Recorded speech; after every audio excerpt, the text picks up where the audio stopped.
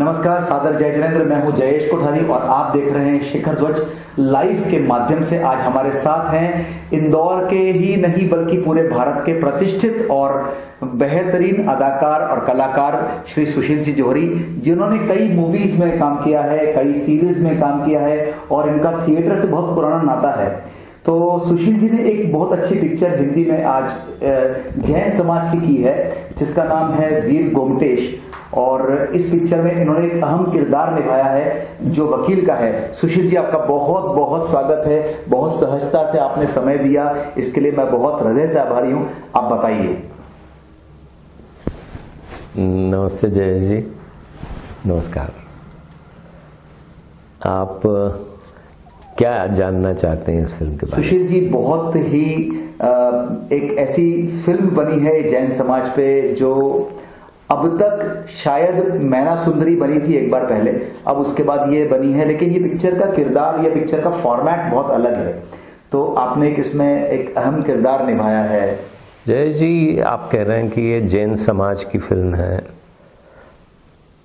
ठीक है, निश्चित है कि उसमें जैन धर्म के सिद्धांतों पर आधारित कुछ बातचीत है, लेकिन मुख्य रूप से ये फिल्म पीढ़ियों के टकराव की प्रतिनिधि फिल्म है। आज की एक जो मुख्य समस्या है जिससे पुरानी पीढ़ी के लोग रूबरू हो रहे हैं, अक्सर अधिकतर घरों में पुरानी पीढ़ी के लोग देखते हैं कि उनके घर की नई पीढ़ी धर्म से विमुख होती जा रही है। धर्म के प्रति उनका आकर्षण कम होता जा रहा है। पुरानी पीढ़ी चाहती है कि वो बच्चे धर्म की ओर प्रवृत्त हों, उनका रुझान बढ़े, धर्म का संस्कार उनके अंदर रोपित हो। और नई पीढ़ी कहती है कि भैया बचाओ, हमको ये धर्म वर्म नहीं चाहिए, हम तो हमारी जिंदगी जो जी रहे हैं वैसे जीने दो, बस जो सामने आए। तो ये जो टकराव है दो पीढ़ियों के मानसिक अंतर्द्वंद का, उसकी प्रतिनिधि फिल्म है वीर गोमटेश।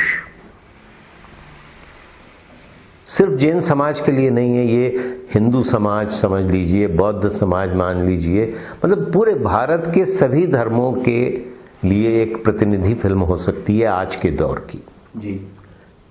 इसलिए ये एक बहुत ही महत्वपूर्ण फिल्म है और ये उस दौर को रिप्रेजेंट करने वाली है फिल्म है।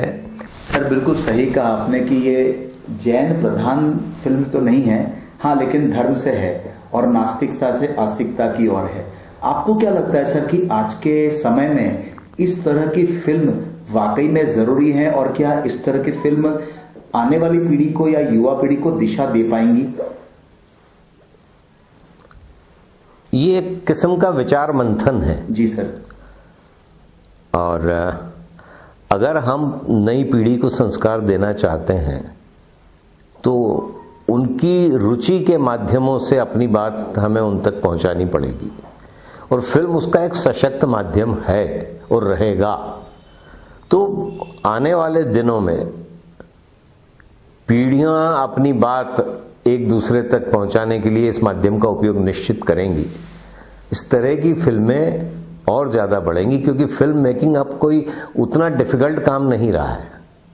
फिल्म मेकिंग एक आसान तकनीकी काम हो गया है। इस वजह से करोड़ों की बजट की, बड़े स्टार की, बड़ी कहानी वाली फिल्में चाहे बनती रहे या कम बनने लगे, लेकिन इस तरह की फिल्मों का दौर बढ़ेगा। आप देख रहे हैं छोटी छोटी फिल्में जो होती हैं 1-2 मिनट की, 10 मिनट की, 5 मिनट की, इनकी बाढ़ आई हुई है। और हर मेकर जो छोटी फिल्म बना रहा है वो यही चाहता है कि मैं एक दिन बड़ी 2 घंटे की फिल्म बनाऊं। तो वो अपनी बात को बड़े प्लेटफॉर्म पर कहने के लिए इस माध्यम का उपयोग निश्चित करेगा और आगे इस तरह की फिल्मों का दौर और बढ़ेगा। सर, ये जो फिल्म है वीर गोमटेश, इसके अंदर आप, इसमें आपका किरदार जो है एडवोकेट का है, आपके किरदार के बारे में थोड़ा सा बताइए। एक वकील है मेरा पात्र, जो चूंकि मैंने कहा कि मंथन है एक किस्म का फिल्म में, तो डिबेट होगी, दोनों पक्ष अपनी अपनी बात कहेंगे, पुरानी पीढ़ी भी कहेगी, नई पीढ़ी भी कहेगी, या कहानी के अंदर थोड़ा सा झांके तो उस कहानी में एक विषय है स्वेच्छा मृत्यु। स्वेच्छा मृत्यु को जैन समाज में स्वेच्छा मृत्यु की तरह नहीं, एक धर्म संस्कार की तरह भी निरूपित किया गया है। वो है संथारा, वो जीवन की पद्धति है। जीवन के आखिरी दिनों में जो धर्म का संस्कार कहता है वो ये कहता है कि जीवन को समाप्त करने के लिए भी तैयारी करना चाहिए इंसान ने। संथारा जी, वो एक पूरी प्रोसेस है। उस प्रोसेस में वो अपने आप को तैयार करता है अंतिम क्षणों के लिए। तो इसमें विवाद हो सकता है, कोई कहेगा कि अंतिम मृत्यु, इच्छा मृत्यु एक तरह का आत्महत्या है, सुसाइड है। धर्म और संस्कार कहता है कि नहीं, ये एक जीवन पद्धति है। तो इस विवाद को जब प्रस्तुत किया जाएगा या कर रहे हैं हम लोग फिल्म में, तो वहां एक कोर्ट है तो दो वकील हैं, एक पक्ष में बात कर रहा है, एक विपक्ष में बात कर रहा है। तो हमारे जो डायरेक्टर हैं शशांक जी, उन्होंने मुझे जिम्मेदारी दी थी कि इसमें जो विपक्ष का वकील है जो कि संथारा के अगेंस्ट अपनी बात का पक्ष रखेगा, वो पात्र मुझे अभिनीत करने को कहा था, जो मैंने किया। वैसे भी इस पिक्चर के अंदर या इस फिल्म में काफी सारे किरदार अलग अलग तरह से निभाए गए हैं। एक तरह से ये नेगेटिव किरदार था, ऐसा लगा नहीं आपको? हाँ, ये जब बात करता है कोई वकील तो वो अपने पक्षकार का पक्ष रखता है। चूंकि ये मुद्दा बहुत ही डिबेटेबल है, इसलिए इसके पक्ष में और विपक्ष में दोनों के अपने अपने तर्क हैं जी। अगर इसके विपक्ष का तर्क रखना नेगेटिवनेस है तो हाँ, ये नेगेटिव कैरेक्टर है। और जी, अन्यथा एक पात्र है कहानी में। जी हाँ जी। सुशील जी, बहुत अच्छा लगा और आपने बहुत सहजता से मुझे इतना समय दे दिया, और इस रिकॉर्डिंग के लिए, इस इंटरव्यू के लिए आपका बहुत बहुत शुक्रिया। इस फिल्म को आप दर्शकों के लिए एक मैसेज दीजिए कि दर्शक इस पिक्चर को किस दृष्टिकोण से देखें, वो आपके दृष्टिकोण को दर्शक तक पहुंचाइए। कम से कम हर उस पेरेंट को, चाहे वो जैन समाज का है या किसी और समाज का है, जो ये चाहता है कि उसकी नई पीढ़ी का प्रतिनिधि उसके घर में जो बच्चा है, जो बेटा है, जो बेटी है, जो बहुएं हैं, जिनकी धर्म के प्रति रुचि अभी कम बनी है, जो अभी संसार को खोजने में, ढूंढने में या दूसरी बातों में ज्यादा व्यस्त हैं, वो इस फिल्म को जरूर देखें। और नई पीढ़ी को इसलिए इस फिल्म को देख लेना चाहिए कि पुरानी पीढ़ी जो बात कह रही है उसके विजुअल इम्पैक्ट्स क्या हैं, वो वास्तव में सिर्फ कही हुई बात नहीं है, उसकी जीवन पद्धति पर क्या असर है उसका, ये समझने के लिए नई पीढ़ी को और समझाने के लिए पुरानी पीढ़ी को ये फिल्म देखनी और दिखानी चाहिए, निश्चित दिखानी चाहिए। बहुत अच्छी फिल्म है, फिर चाहे आप जैन हो, चाहे बौद्ध हो, चाहे ब्राह्मण हो, चाहे हिंदू हो, चाहे जो हो, वो अलग बात है। लेकिन अगर आप अपनी पीढ़ी को संस्कार देना चाहते हैं, भारतीय संस्कार, धार्मिक संस्कार, अच्छा संस्कार, नीति का संस्कार, तो आपको ये फिल्म देखना चाहिए। धन्यवाद सुशील जी। जैसा आपने बताया कि यह एक प्रकार का मंथन है, और मेरे ख्याल से आपकी बातों से मुझे इतना जरूर समझ में आया है कि पुरानी पीढ़ी और नई पीढ़ी के बीच में ये पिक्चर, ये फिल्म एक ब्रिज का काम करती है। Correct. जो एक जगह से अपने पीढ़ी को दूसरी और ट्रांसफॉर्म करना चाहती है कि जो भारतीय संस्कृति या संस्कार या धर्म है, उन तक हमारी अप्रोच या उन तक हमारा सोचना या उन तक हमारा जाना बहुत जरूरी है, और धर्म में आस्था हमारी बनी रहे, क्योंकि धर्म चाहे वो कहीं भी हो, चाहे वो हिंदुस्तान में हो चाहे हिंदुस्तान के बाहर हो, धर्म की प्राथमिकता हर देश में हर मौलिक अधिकार के रूप में आती है, हर मानवता अधिकार में आती है। तो सुशील जी बहुत बहुत धन्यवाद आपका।